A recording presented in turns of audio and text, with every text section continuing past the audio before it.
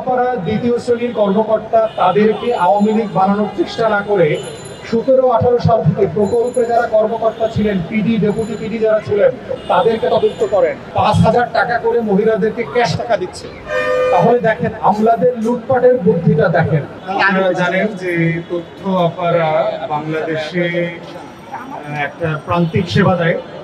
বাংলাদেশের প্রত্যেকটা উপজেলাতে একটা এই তথ্য আপাদের অফিস আছে, যারা মেনলি প্রান্তিক নারীদেরকে যে তথ্য দিয়ে সাহায্য করা দরকার, জন্ম নিবন্ধন কিভাবে হবে, বাচ্চার উপবৃত্তির অ্যাপ্লিকেশন কিভাবে হবে, প্রসূতি মায়েদের যে চিকিৎসার ব্যবস্থাগুলো রাষ্ট্র কোথায় কিভাবে করছে, সেগুলোর ব্যাপারে তারা তথ্য দিয়ে সাহায্য করে।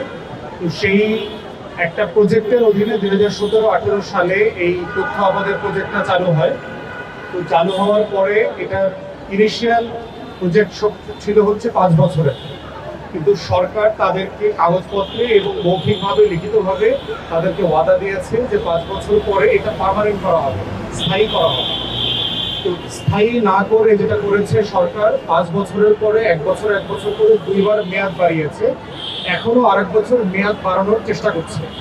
তো তথ্য আপারা আন্দোলন করছেন, এখানে এসছেন আজকে 29 দিন ধরে তারা রাস্তায়, এবং বুঝতে পারছেন যে তারা ঈদটা পর্যন্ত এখানে করেছেন, এবং বাচ্চাদেরকে দেখতে পাচ্ছেন। এখানে স্বামী ক্যান্সার আক্রান্ত রোগী এরকম আপা আছেন, এখানে কিডনি পেশেন্ট আছেন, এখানে প্রসূতি মাও আছেন, এখানে যারা আজকে অবস্থান কর্মসূচি পালন করছেন।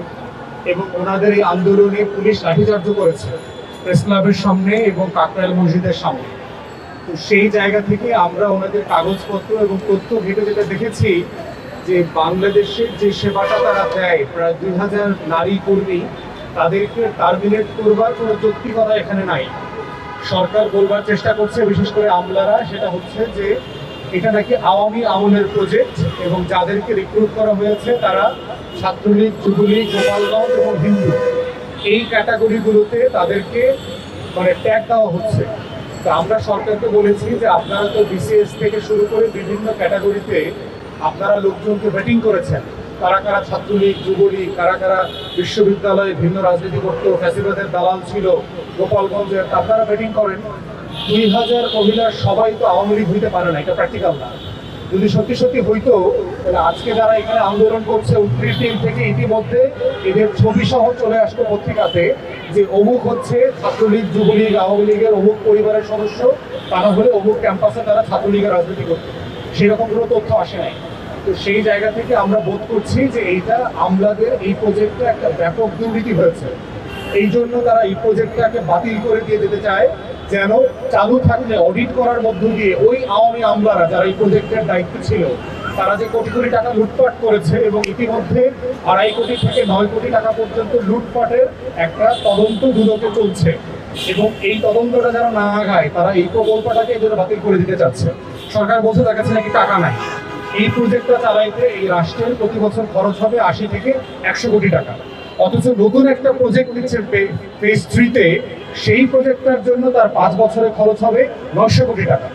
তাহলে কোথায় 5 বছরে 400 কোটি টাকা রাষ্ট্রের খরচ হবে, অথবা 5 বছরে 900 কোটি টাকা খরচ হবে? এইটার পার্থক্যের জায়গাটা হচ্ছে লুটপাট, আপনারা জানেন। কারণ এই প্রকল্পে আসলে এখন আর লুটপাটের জায়গা নাই, তারা শুধু চাকরি করতেছে, ভেতরে টাকা পায়। কিন্তু নতুন প্রকল্প আসলে হচ্ছে আমলারা নতুন করে লুটপাটের একটা জায়গা পাবে।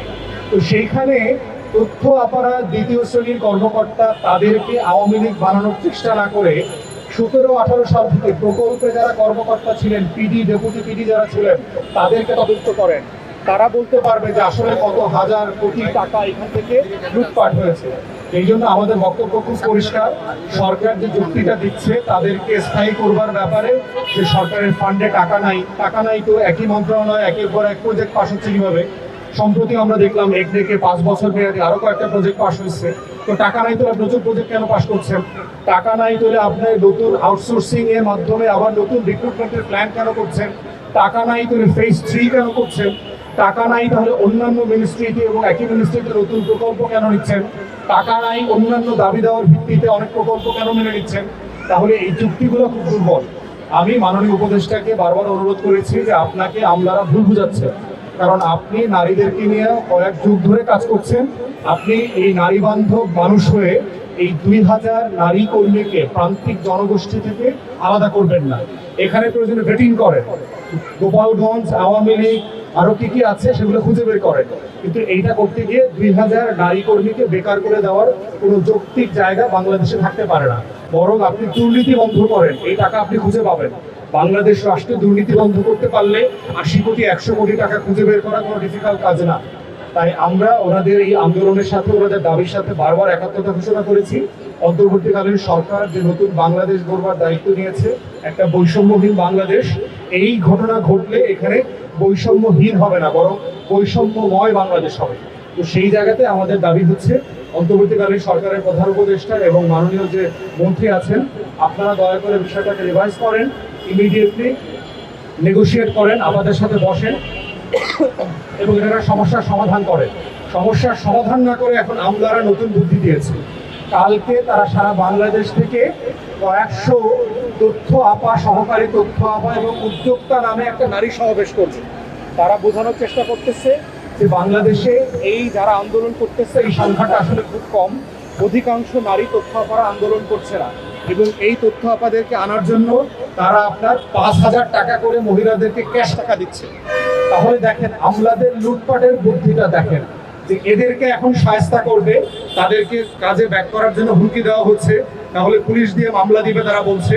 আর হচ্ছে অন্যদিকে মহিলাদেরকে, উদ্যোক্তাদেরকে বিভিন্ন ব্যানারে এনে কালকে একটা সমাবেশ করে মন্ত্রীকে দেখাবে, দেখেন অধিকাংশ তথ্য আপারা আপনার আমার সাথে আছে, তারা আন্দোলনের সাথে নাই।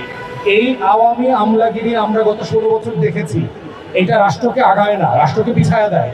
অতএব দয়া করে এই 2 নম্বরই বাটপারি সমাবেশ করে কয়েক কোটি টাকা লুটপাটের সমাবেশ বন্ধ করেন, করে জেনুইনলি এই আপাদেরকে আপনারা পার্মানেন্ট করেন, পার্মানেন্ট করে এই সমস্যাটার সমাধান করেন, এই মায়েদেরকে, বোনদেরকে, বাচ্চা সহ তার পরিবারের কাছে ফিরে যাওয়ার ব্যবস্থা করেন।